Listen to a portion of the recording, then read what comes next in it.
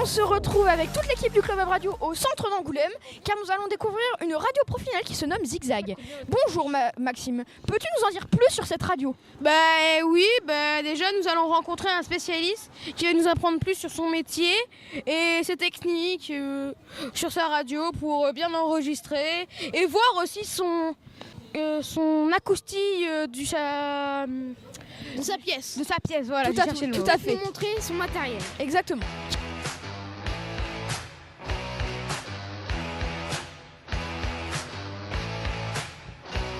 On a ouvert pour le festival de la bande dessinée au mois de janvier. Parce qu'on s'est dit qu'à Angoulême, il y avait plein de choses qui se passaient. La bande dessinée, le festival musique métisse, des festivals de photos, les gastronomanes, etc. Donc, lors de moments un peu festifs, comme on dit, on a décidé de faire la radio. On descend, on délocalise le studio et on descend, on prend un stand, par exemple, au milieu des gastronomades et on discute avec les producteurs, quoi. Pour le festival de la bande dessinée, on était depuis un endroit qui est en face, où il y avait, c'est le Showcase Café, où il y avait plein d'artistes, des expositions, des gens de la Fanzinothèque de Poitiers qui étaient là. Donc tout ça, c'est très, très vivant. Et ben nous, on fait de la radio au milieu de tous ces gens-là.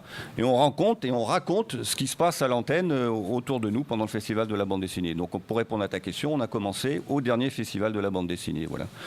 La radio est plutôt musicale dans la journée. On passe avec un système d'ordinateur, là, le logiciel, je ne le connais pas. Alors moi, ce n'est pas la partie technique, mais s'il y a des questions très techniques, on pourra appeler le Basile, qui est un technicien qui travaille avec nous, qui avait une radio sur Paris qui s'appelait Fréquence Geek.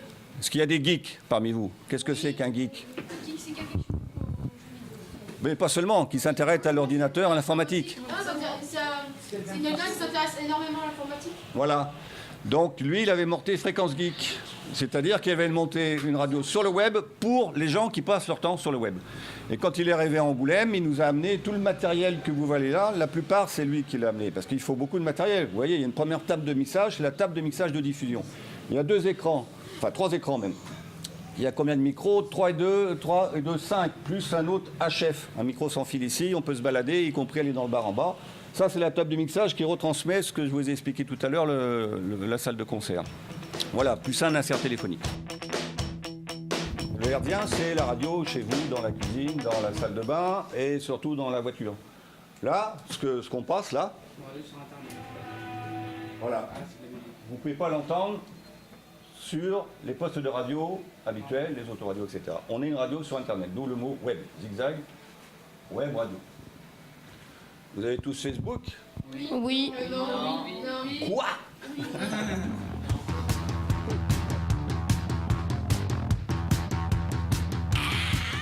Du coup, vous êtes sur quel réseau social le plus présent quand vous êtes une web radio? Eh bien écoute, alors je sais que c'est pour la radio, donc tu as déjà entendu la réponse, mais que tu reposes la question pour avoir la réponse. On est sur Facebook, en fait. C'est le réseau social, oui, qui est le plus écouté, développé, connu. Donc on a une page sur Facebook qui permet de liker, bien entendu, la page, d'écouter les émissions, d'écouter les podcasts. On fait quelquefois aussi des petites vidéos ici quand on a des invités et de faire tout ça, quoi. C'est assez interactif, comme on dit. D'accord. Voilà. On peut écouter les anciennes émissions en podcast, c'est-à-dire qu'on n'est pas obligé d'écouter en direct. Le mardi soir, c'est chansons françaises. Le jeudi, il y a un DJ. Le vendredi, il y a une émission qui s'appelle Ta Charente vibre. Jeu de mots avec un journal de sinistre mémoire. Je plaisante. Jeu de mots avec la Charente Libre, c'est le journal qui est fabriqué ici. Donc nous, on reçoit toutes les personnes qui sont actives sur le territoire. Les associations, les politiques. La semaine dernière, on a reçu des gens qui font un frigo solidaire. Un frigo solidaire, c'est un peu comme les boîtes à livres. Vous savez, on met un livre, on emmène. Et bien là, c'est un frigo. Il se trouve place du Palais Angoulême. Il y a quelqu'un qui a eu cette idée-là. Donc on l'a reçu, il vient expliquer ce qu'il fait à l'antenne. Le samedi soir, bien entendu, c'est musical. On a un DJ qui nous envoie des sons depuis Londres. Voilà. L'intérêt d'Internet, c'est quoi? C'est qu'on n'est pas obligé d'être ici pour faire de la radio. Pourquoi une web radio que plutôt une radio? Puisque maintenant, pour monter une radio, il faut ce qu'on appelle des autorisations. Il y a un centre technique régional, le CTR, qui est situé à Bordeaux, c'est l'État. Et il donne des autorisations de fréquence et des autorisations d'émettre. Et pour l'instant, il n'y a pas d'ouverture à fréquence, si tu veux. Même si la bande FM, si vous baladez sur la bande FM, elle n'est pas toute occupée. Il n'y a pas une station de radio sur chaque onde. Vous comprenez ça? Entre 88, le début de la bande FM, et 107, la fin de la bande FM, tout n'est pas occupé. Mais c'est l'État qui gère ça. Et pour l'instant, ils n'ont pas ouvert un appel à fréquence. Donc c'est pour ça qu'on a décidé de monter cette radio sur le web, là où il y a encore une certaine liberté, même une liberté certaine. Voilà. Moi, j'avais une question. Quelle est l'école de radio que vous recommanderiez? Je ne peux pas répondre à cette question, puisque moi, je suis né au siècle dernier, contrairement à toi. Et en fait, je suis complètement autodidacte. C'est-à-dire qu'on était passionné de radio, peut-être pas comme certains d'entre vous aujourd'hui. Et on a décidé d'apprendre sur le tas. Donc depuis, il y a beaucoup d'écoles de radio. Il y en a une aussi ici à Angoulême. Ce n'est pas seulement une école de radio, c'est une école de documentaire.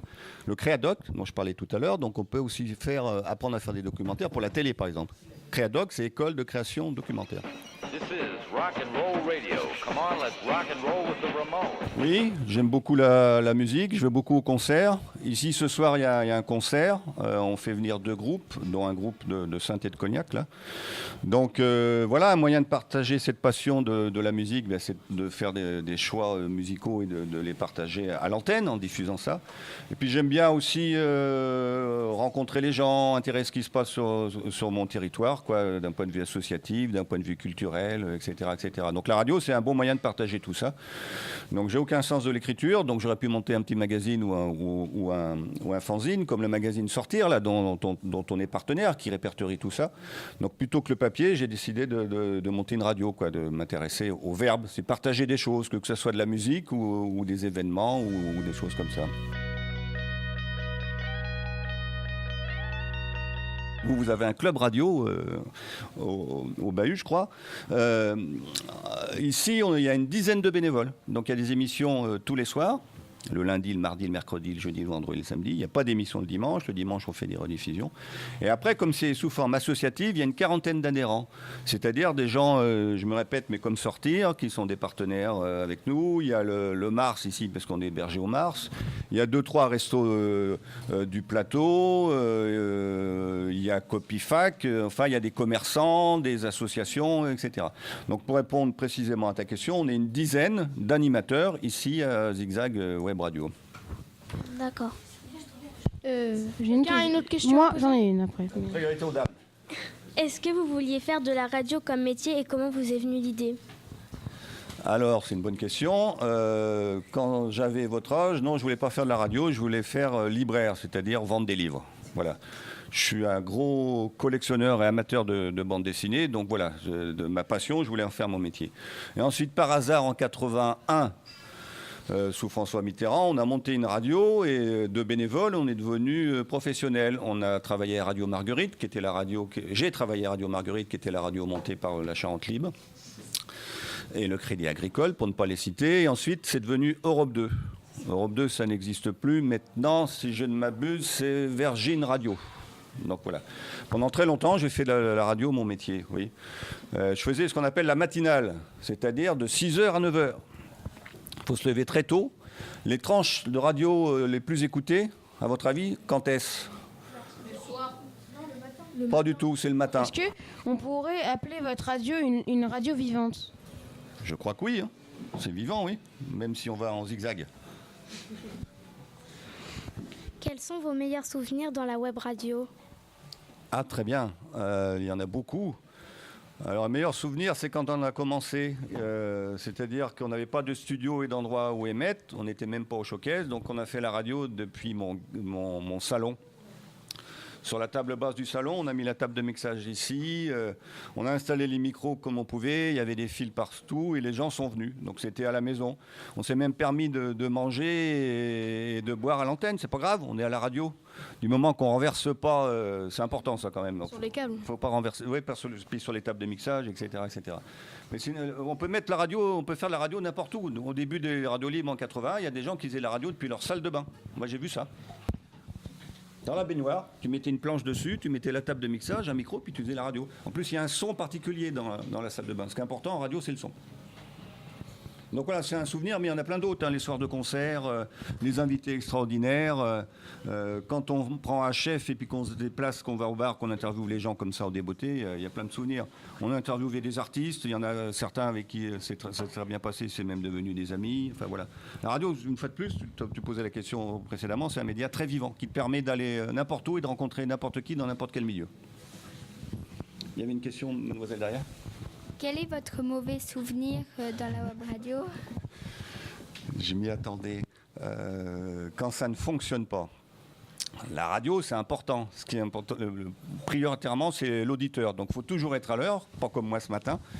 Et il faut émettre. Quand il y a un souci technique, il faut s'intéresser tout de suite au souci technique. La priorité, c'est d'émettre, c'est-à-dire qu'il y a quelque chose à l'antenne. Donc, quand il y a un blanc un peu long, pour des raisons diverses et variées, il y a un souci technique, l'invité n'est pas arrivé. Il faut toujours ce qu'on appelle meubler à l'antenne. Donc voilà. Le plus mauvais souvenir, c'est quand on est en train de courir dans tous les sens parce que ça ne marche pas.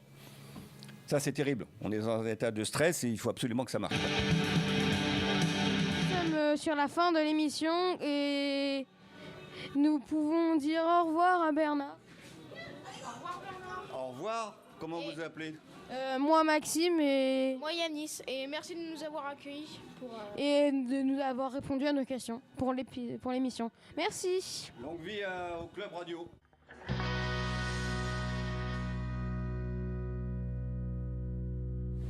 Et voilà. Attends, on débranche.